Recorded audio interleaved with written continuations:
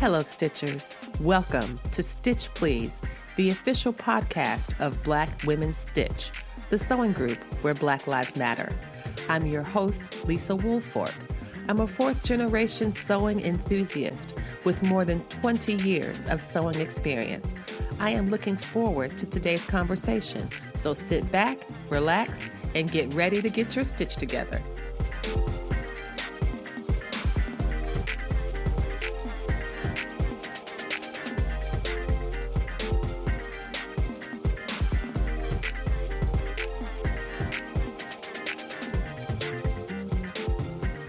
Hello, everybody, and welcome to the Stitch Please podcast. I am your host, Lisa Woolfork, and I am happy and delighted, as always, to introduce another amazing guest to you today. That's Syreeta Price, and she is going to talk with us today about her sewing space. The Sewing Spaces series is something I'm really excited about because there are so many ways to do it, that there's no one right way. When we think about our sewing in general, all of us are as different as our sewing styles. We are different. You can put 100 Black women that sew together and we will all come up with something different, right? And so there's no one way to erect a sewing space, to design a sewing space. What all of us need to flourish is something that only we know within our own hearts and with our own minds.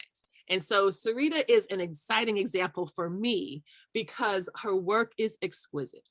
She is patient, she is thorough, and she gets some absolutely amazingly fitted garments. I want to reiterate that because sometimes I feel like with sewing, and I'm not sure if this is because of the age in which we're in, where it seems to just be like produce, make something every day, make something to wear every day. It's just constant production. It's not enough, I think, praise given to the slow, sustaining, careful process. It might not be flashy. It might not be, look, I made my entire wardrobe for this quarter. You know what I mean? It might not be that. But what you do make is going to fit your body and nobody else's. And that is the kind of work that Syreeta does. I have just been so obsessed with her style, with her approach. And y'all, she made a sports bra that is supportive and beautiful. And did it close in the front? Yes, it does. Closes in the front. Shocking.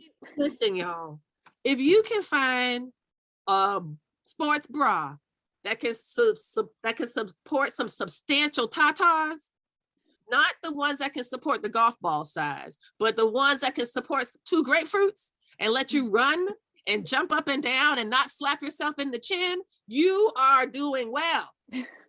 And this is what Syreeta has done. Welcome, Syreeta. Welcome so much to the program. I'm so glad you're here. I'm super excited to be here. This is excellent. I also have to mention that Syreeta is the second University of Virginia alumna that I have spoken to on the podcast this year. Like, how does that happen? So were you at UVA? Because I've been here since 2000. Did we ever overlap? We had to overlap. I was there 2000, 2004. Oh my goodness. Why? I'm trying not to have my feelings hurt because the other person I spoke with, Rika Barton, she's the scholarly sewist. She's in graduate school now out in California, and she went to UVA. Wasn't she in the architecture school? She was in the ed school. Ed school. I feel like I heard that name. See, y'all found each other, but no one managed to find me. So thanks a lot. I'm not going to take it personal, but I'm so glad to be in community with you now. Thank you so much for being here. Can you talk a bit about about your definition of what an ideal sewing space needs? So for me, an ideal sewing space is a frictionless environment. I do not believe in suffering for my art. I will not have it. I will not do it. So we are going to make it as comfortable and convenient as possible. Things need to be at my fingertips. When I'm sitting or standing at my cutting table, there's no back pain.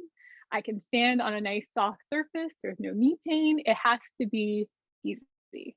So that's kind of all the things that I keep in mind when I'm trying to organize my space, how I set it up. There's different stations for each of the different points of the sewing process. Wonderful. So what I hear you saying is that this is about ergonomics. It's that you want to make sure that you have comfort and ease when you are engaged in your sewing practice. Has your space always been that way for you, or have there been some profound changes? Like, how did it start? What was the beginning like? Oh gosh, it started with a sewing machine I bought off of Amazon. It was like that basic brother one. And I had one of those leaning desks that lean against the wall and had a little shelf that came out, and it was just enough space to fit my brother's sewing machine.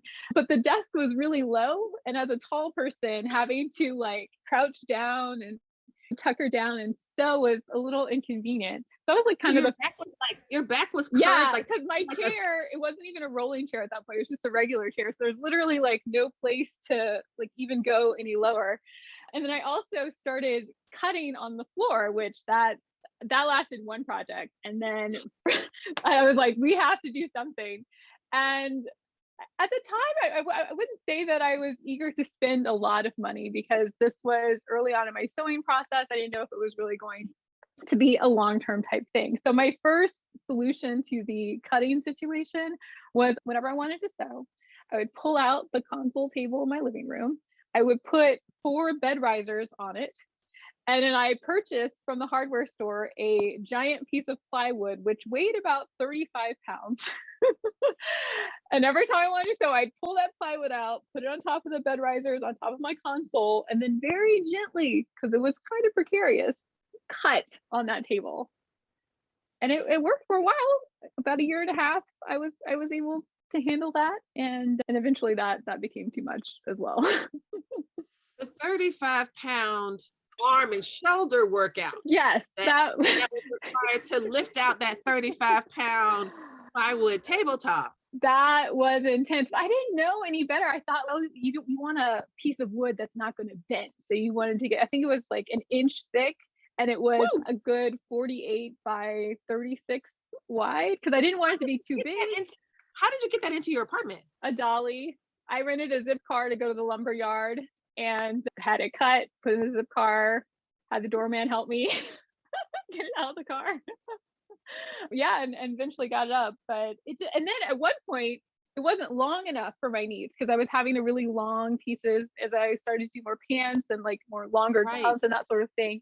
I needed a longer table. So I went back to that lumber yard, bought the same thickness of plywood, bought some hinges and attached the hinge at the end so it would like flip up and down. It was the most. It was doing the most.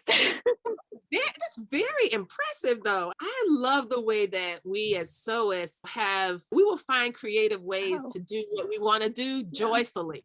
Mhm. I think when you said you wanted to be frictionless, Yeah. I was like, yes, you want to go from one thing to another. You want to be able to easily move without.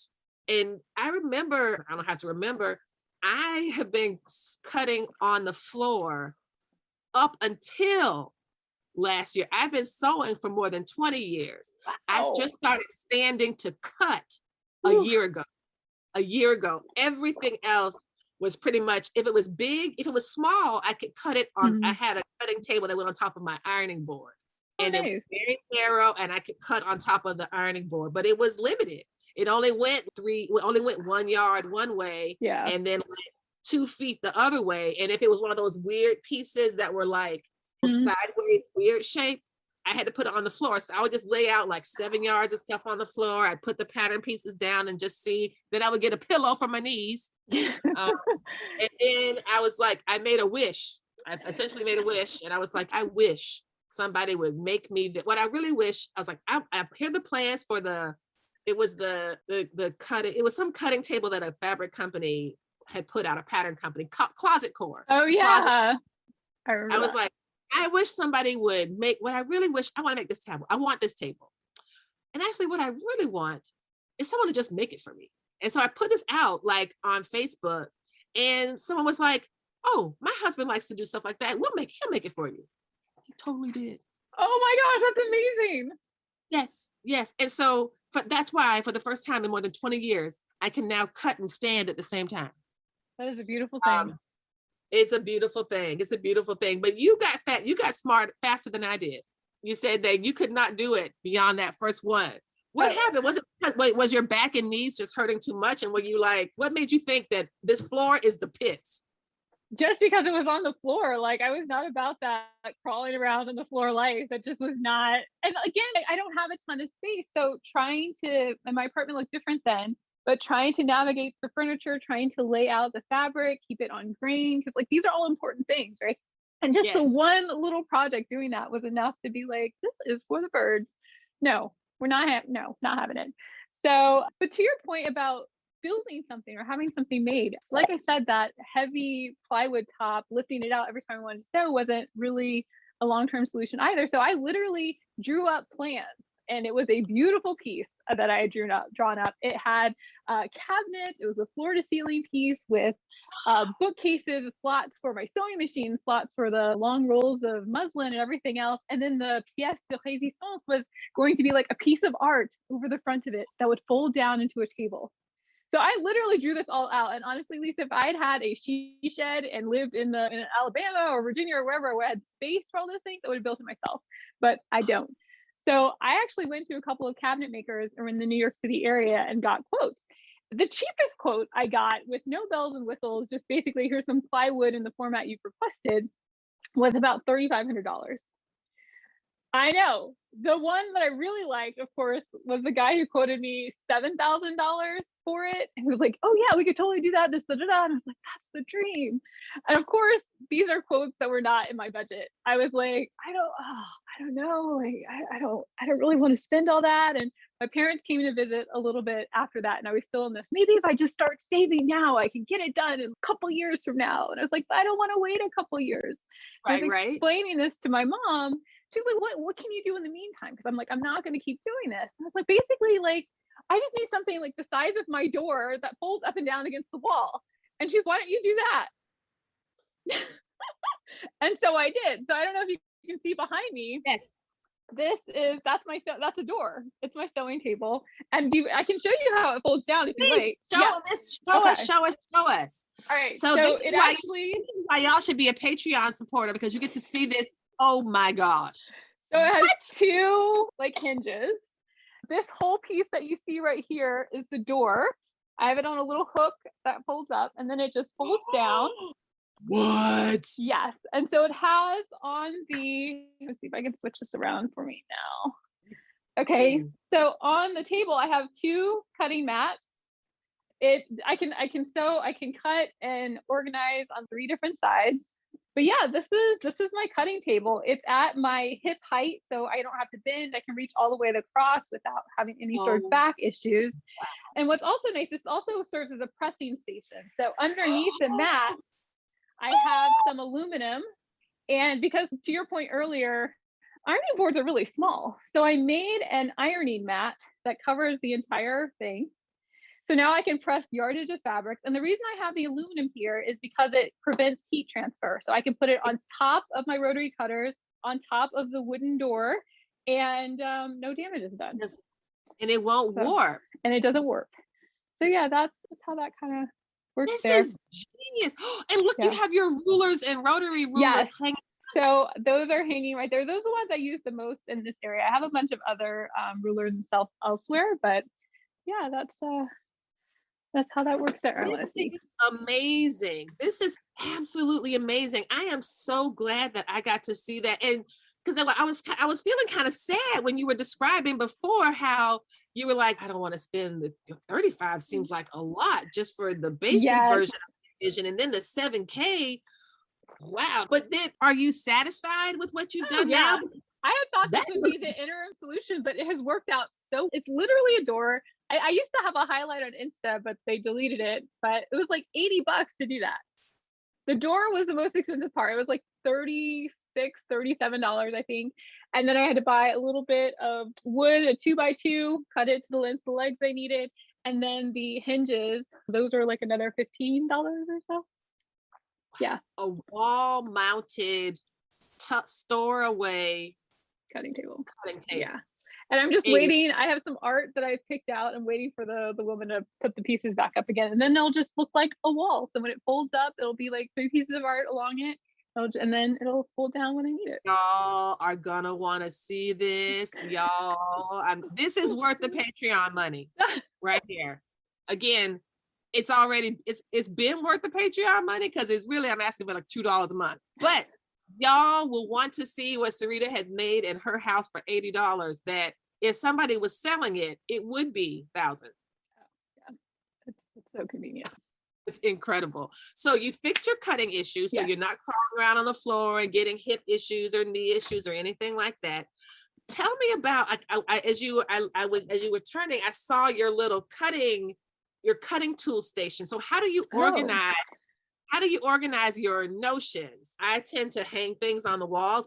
I have a lot of space, so I can do that. How do you convert your notion storage to be what you want it to be in your space? So notions will vary. They're like general sewing notions that I want at my fingertips. So if I show you my the ones I use all the time are the ones here. So I have a little IKEA pegboard, which I will always be held hostage by this because they're the only ones that make the accessories for it. I would recommend a regular pegboard in the future. But anyway, so I have like my sewing notions, my scissors rather, all of my tape measures, my wonder clips, some pattern weights, pins, and taping down there. Those are pattern weights that you make as well, Syreeta? Oh yeah, these are mine. Yeah, these are my favorite ones I make all the time. She makes pattern weights as well, and that is lovely. Yeah, and so I also have this IKEA Alex drawers. Yes. And they're organized by type. So I have more pattern weights. I have all these different rulers and curves, more of the specialty stuff, pattern adjustment things. So marking paper, graphite paper, construction paper, etc. Then in the second drawer, more of things that I use. So I have like different bins of different sizes. So needles and sewing needles, hand needles, lots of additional cutting scissor utensils I don't use as often. And then marking tools, so like little rulers and things like that. So. I have that same little Nancy Zeman slide thing. Isn't that amazing? Oh, it's wonderful. I use it all the time. And then I have all the thread in the entire universe. One can never have too much thread. And then I think, and this one here is like pressing stuff. So all my little you can fit a pressing ham and your clappers in that drawer. I didn't know it was that deep. The ones that's towards the bottom three are a little deeper, so you can actually put something a little bigger. Looks like there. I'm visiting my own house. It's like we're related. Because I'm like, I have some of that tape. I have this. I have that. Yeah, so it's just convenient because like I sew right at my desk, and my desk actually is IKEA as well, but it's a standing desk that you can roll up and down. I have that same one. I have that same one. My husband put it together for me. Yeah. And just like you crank it, and another friend had it. I saw it at her office, and she was like, if I were to do it again, she had the electric one that you press the button. And she's like, if I were to do it again, I would get the crank because if the unit goes out or electricity, and I was like, good note. And so I had the same one that you have. That's awesome. Yeah, it's great. Excellent. So let's transition to talk about the patterns because I know you have been working very hard and you recently did an inventory and learned that you have about, was it 300, 400 paper patterns? Yeah, 300 plus paper patterns. Don't feel bad because I have 1,000. Woo! Okay. 1,000 and I might sew about 20. Yeah, pretty much. The same 20 for the last 20 years. The same ones. So no judgment. But you don't want your 300 patterns. You are tell me about your relationship right now to your printed patterns, the commercial ones that you bought in envelopes, and as well as the ones that you've printed out from PDF. How are you managing that paper? Oh, how am I managing them? First of all, I realized I had way too many of them and I wanted to start to tone it down a bit. In terms of how I got them, I just want to side note, I live in New York, so there's no Joann's nearby. But as I started sewing, my mom really wanted to support my new habit because that's how I learned to sew from her. She would always be like, I'm going to Joann. They're having a sale. Do you want anything? And I was like, yes. So I would go online and my mom would send me sewing care packages full of patterns and they pile up quickly. And eventually I realized I had so many I didn't know what I had when I started buying duplicates. So I created an Excel spreadsheet. So every time I got new patterns, I'd list them there. And it just became too much. I've been trying to downsize in my apartment just because I feel like, in these pandemic times, being trapped here all the time means that I need more space. I need to feel lighter. And Yeah. the giant bin of 300 plus patterns was just weighing on me. And I could never find anything. I would pull it out and it would be so packed. I would pull one out and 20 would go. And Yes. it's not a good feeling. And so I think a week or so ago, I decided, okay, now's the time to purge the patterns. And I was honestly dreading it. But it was not as bad as I thought it would be. Because I think as you mature as a sewist, things that think more things about your style and about how you want to sew. And maybe you don't need the basic pattern on how to make a pencil skirt, right? I don't need that anymore. I can let it go. Or Yes. like I have two dresses, they have the exact same bodice and skirt, but a different sleeve. I can draft a sleeve. I don't need both. Pick one, move on. So I went through all of them and made sure that it either fit my style going forward, it had a technique or some sort of special thing that I hadn't tried before, or a style I wanted to try. It had to fit because my sizes shift over time, right? And so if I know that it's a single size pattern and I'm not this size anymore, I don't want to grade it, goodbye. And then some of them are just sentimental. Like I had spent a long time looking for there's like a Burberry trench McCall's pattern that's basically a knockoff. I was like, I'm never letting this one go. Keeping that one. Like I don't know if I'm going to make a trench coat, if it's even my style, but I'm still keeping it. So once I did all that, I was able to use those lenses to pare it down, I think at least by half. I couldn't count because I thought if I counted and I added up the math of how much money I wasted on patterns I'm never going to sew, I would not have been able to handle it like a mature adult that I am. So I haven't counted yet exactly how many I have left, but I was able to downsize from a huge bin to about half the size. That's amazing. And what I love about what you're describing to us is that creating a perfect sewing space is the result of a process. And that you found what you tried something and then you're like, oh, this doesn't work, or I don't like it this way, so I'm not going to cut on the floor anymore, and I'm not going to pay between 35 and 7,000 for my masterpiece design table, but instead I can find an interim solution that actually can let me spend more money on the art that's on the outside of my new fold down table. And also it can inspire a process, right? And I just really love the way that you have thought to ask questions about ways to make your sewing life, in your word, frictionless. You were feeling heavy and weighed down by all the patterns that you knew you weren't going to sew, for me, I purged fabric. It was like I had a whole unit. Ooh, I have to do that next. A whole unit of fabric. And I was like, this stuff has been here and it need not be. And I would rather have the space than looking at the stuff, right? Because then it starts to get loaded with all, like you were saying, I don't want to count how many patterns I'm giving away because then I have to think about that money. I don't even think about that because I'm like, you know what? I already spent it, and I'm not saving money by keeping it. Like that's not happening. It's that stuff's already done and been amortized over the many years it's been sitting in the corner collecting dust. So you said that now fabric is going to be your next step, but do you do a lot of PDF pattern sewings as well? I'm working with is that I do a lot of big 4 patterns, and I've got, as I said, about 1,000 of those. And then I started with the PDFs, but because I have, as I say, a medical condition that prevents me from taping patterns, because taping patterns reduces my will to live. So I cannot tape PDF patterns at all. Like I just cannot. It's a medical issue. Like I don't want to endanger myself. So I only get AO PDFs. And so I have created I got two little trash bins from a surplus store, and I just roll them like architect blueprints and just, they're all like stuck in there, like in a corner. And there's only so many that can fit in there. So you have to decide, are you going to actually sew this, or should you give this to somebody else who could use it? How do you manage your PDFs? I do not have that medical condition. I find it very satisfying to tape patterns together. Because often I see it as I more. wish we lived closer to each other Right. so you could tape all my patterns together. But then if I lived close to you, I would not have 1,000 patterns. But I also feel like it's one of those things that you can do when you assemble a pattern, like when I don't really feel like sewing, like I don't really feel like cutting, like it's a part of the process that gets me closer to creating. So I find it satisfying in that regard. Also, I don't have space to store AO patterns. And I also prefer the thing I like about PDFs is that you can cut them up and then, oh, I messed up, I can just print it again.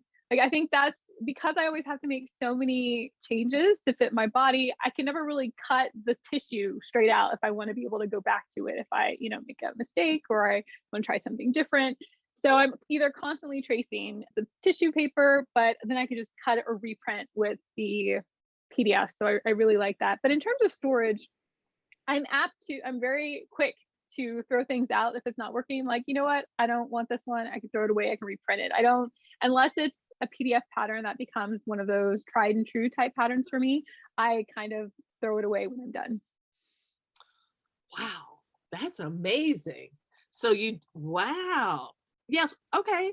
And so you don't mind like saying, so like you don't, once you've taped up the pattern, you don't just roll it up and try to put it somewhere. You're just like, I'll trace it, make my pattern, sew the thing, like it, wear it, I'm done with it. Yeah, there aren't that many that I repeat sew because I think my favorite part of sewing is fitting. I love the puzzle of it. I love the challenge of it. And so oftentimes, unless I just really need a t-shirt right now, Right. I will take the pattern not tried versus the one I've done before just to keep myself interested in and learning. Yes. So we talked about your patterns, talked about the cutting.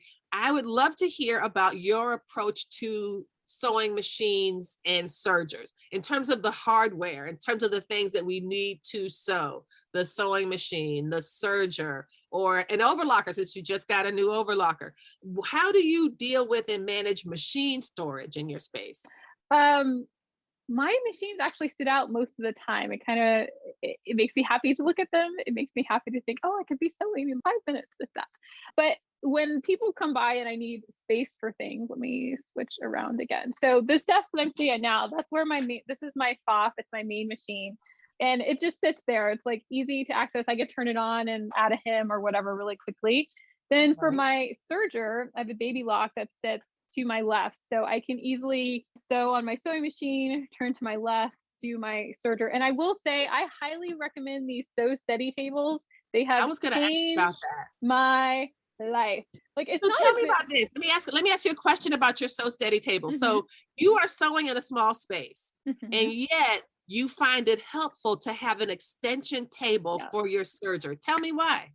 I find it because I don't like, because a lot of times when you're sewing, especially if you've pinned using pins or wonder clips or whatever, the weight of the fabric can pull it out of place. And it's really annoying if you have a very shifty type fabric. So what I find is Yes. having an extension table allows the fabric to like rest and not pull on itself. And I get a better result when I'm sewing. And I find that both with my serger and with my sewing machine. And so even though I do have a small space, I try to store them in convenient places. So my sewing machine table actually just slides into this little slot here. Oh, look at So that. so when I'm ready to sew, I just pull it out and go. The serger one I use quite a lot. And then my last machine is my cover lock. I don't necessarily need it for that so much, but I do have an extension table for that one as well. But the only ones that get stored away really are my serger and my cover stitch, and they go in this little cabinet here. There's like Oh, that's a space cute. at the bottom. Is that your iron? Is your iron in there as well? Yeah, my iron's in there as well. I just bought a new cover stitch. So that one I have to sell right there. But yeah, this is Yeah. where more That notions and stuff cabinet's go. great for so. Oh, I see that you have that thread catcher. I saw one of your lives that you Oh used yeah. to. That's the one that I have. But I find that sometimes I don't know if I'm just not putting it in the right place, but I still think the stuff kind of goes everywhere. It does. So It's annoying. I I would can't be much bothered. rather have, and that's why I'm gonna get the Yeah, one I that you. love that one. Maybe I'll get a purple. Maybe she'll give me a purple dinosaur to go with Yeah, mine. she has different colors apparently. This is so wonderful. This is Yeah, so so wonderful. that's how my sewing machines go. Ideally, I would like to eventually get rid of that black cabinet and store everything. I have a storage ottoman that stores fabric scraps right now, but I would like to get my Okay. machines in there instead. But it's baby Okay. steps. We gotta go You have been doing day a by day. wonderful job, and that's one of the reasons I was so excited to speak with you, because I know that you've been working on your space and like going through things and going and connecting the ways that our stuff also connects to our feelings Yeah. and our emotions. And so if you're in the room and it's cluttered and you're thinking, oh, Yeah. this makes me feel heavy, let me get rid of this stuff and Yeah. have more space, and then you feel lighter, Yeah. you know. And Makes it so easier to create. it makes it easier to create. I love that because you have made that space for yourself. So, what are some of the big challenges you anticipate about the fabric purge? Oh gosh. What's going to be required for that? Because that is the thing that I know that I struggle with. I've been on a fabric buying ban for this is year 2 really of buying fabric. And Really? the Wait, problem you have was not bought fabric for 2 years? not and only for specific projects and if I don't have what I need. So those are the only exceptions. So if I didn't like if I was making a coat and I didn't have a lining, I was allowed to go buy lining. Or if I didn't have enough in any of my coatings, I could go buy a coating, but nothing just impulse buying. And the reason for that is there was a time a few years ago in New York where literally garment district stores are going out of business every other day. And of course, I had to go to the going out of business sale. I'm like, I would come back with giant IKEA bags full of fabric that would Oh, eventually just start piling up. I would literally, there was one day I opened my bathroom closet and I was like, why is there fabric in here? Like I was running out of places to store it. And actually, that is what prompted me to buy sort of my wall unit, so I could have a place to actually put all my fabrics. Let me show you that right now. So the wall unit, this is my bedroom at the foot of my bed, and it's 3 IKEA cabinets, floor to ceiling, with doors. The doors used to be glass, but I didn't like seeing the stuff behind the glass, so I covered yes, them yes. with I hear. a like a wallpaper kind of thing. But yeah, so all the fabric I have, which at one point I have folded them all up and I have over 300 pieces of fabric, not yards. That's beautiful. Yes, this is just my wovens. These are all of my wovens.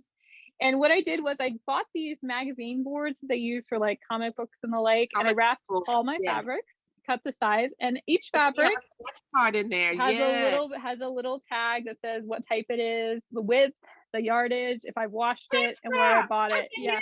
Yeah, it's great. So Did you go yeah, to the one in Manhattan or the one in the? You must have gone to the one in Brooklyn because I yeah, guess. the Brooklyn one. I like that one better. There's more options and it's cheaper. I'm on Oh team yeah. like more affordable. Yeah, so that's just my wovens, and then I have another cabinet Beautiful. next to it where it's all of my knits of various My goodness. persuasions. So yeah, I don't have my thing is if it doesn't fit in the cabinet, I can't buy it. Okay. And I'm trying to I would like ideally to get all of my fabric into one cabinet. I feel like I don't need all of that. It's just not necessary. I think that it's very well managed, though. It feels very well managed, very well organized. Yeah, it's much better now than having them hidden in different places and being surprised when I open something up. I'm like, I didn't even know I had this. There's what I there in my knit cabinet. There are a couple pieces. They're exact same pieces, the exact same length because I didn't realize I had already bought it.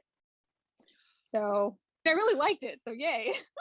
Yeah. So now you have more. Yeah, I have more, but like I that's love not the when I plan. surprise myself with Right. gifts. Some people um call it a bad memory. I call it generosity.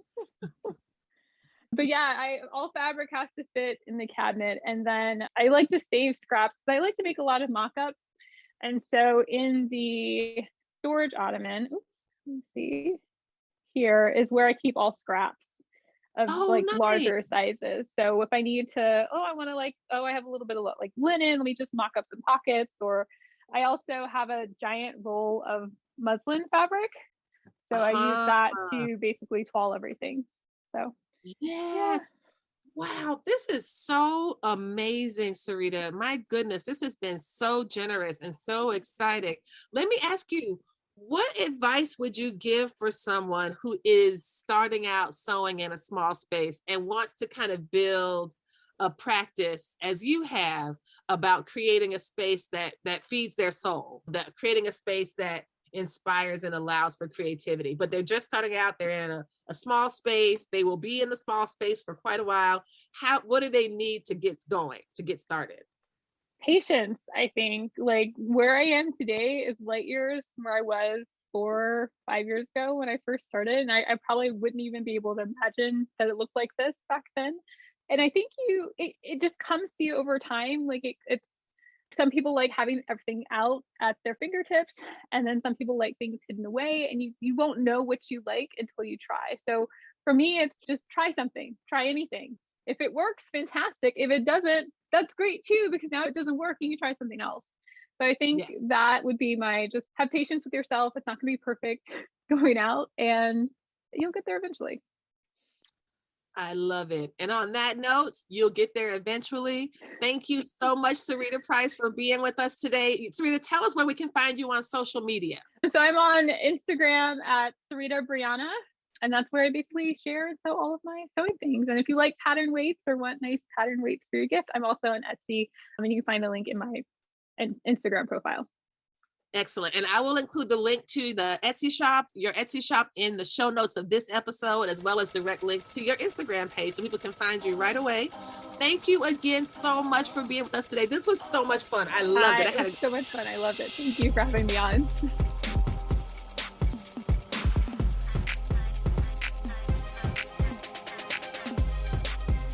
You've been listening to the Stitch Please podcast, the official podcast of Black Women Stitch, the sewing group where Black Lives Matter. We appreciate you supporting us by listening to the podcast. If you'd like to reach out to us with questions, you can contact us at blackwomenstitch@gmail.com.